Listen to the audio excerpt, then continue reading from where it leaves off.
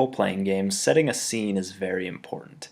You need to have the details well described to the players so that they know what they have in their midst, what they are capable of doing, what things they can use in the terrain, what does the room exactly look like.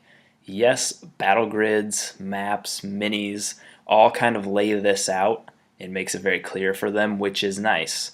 But the true trick comes when you can do all of that without those. This is your gem for the day.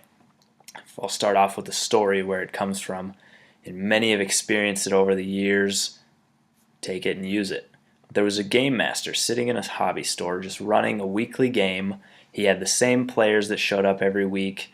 They had minis, they had grids, they were good to go. They felt very at peace with how they were playing the game. The game master was very skilled, making it fun. They would get into role playing, and one week a player came in, asked to join, and being the nice fellows they were, they said yes, and that player changed everyone's perspective of role playing. That is the secret. The secret is the one question you should ask yourself: how would my game change if a blind player joined my group? Because for this game master, the player that joined was blind.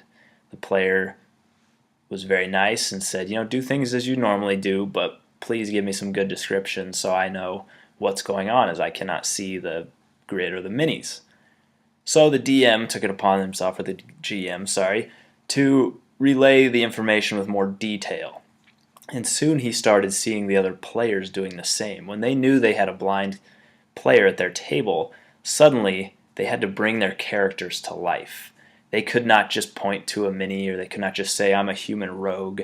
They needed to describe the dark hood that they donned. They needed to describe the sound of unsheathing their sword, what it looked like, their facial expressions, if they had facial hair, the color of their skin. All of this had to be brought to light, as well as from the game master's standpoint. His was the most important. He had to describe the scene. There was no longer him pointing at a room and saying, this is what you see in front of you. Now this square room on a battle grid became some rough stone walls with the stench of burning flesh in the corner. Horrible, horrible screams coming from down the halls. He had to engage all of the senses, and that is your gem. Describe the scene, or set a scene as if you have a blind player at your table. That will make everyone dive more into the role-playing with how they do actions in combat. They will have to fully describe what they're doing, not just attack. They need to describe themselves, as I said before, and the game master can describe the environment that much better. If you can get it to the point where a blind player could pick it up, play with you, and jump right in and not miss a beat compared to the other players, then you have truly adopted this gem and you've taken your game to the next level.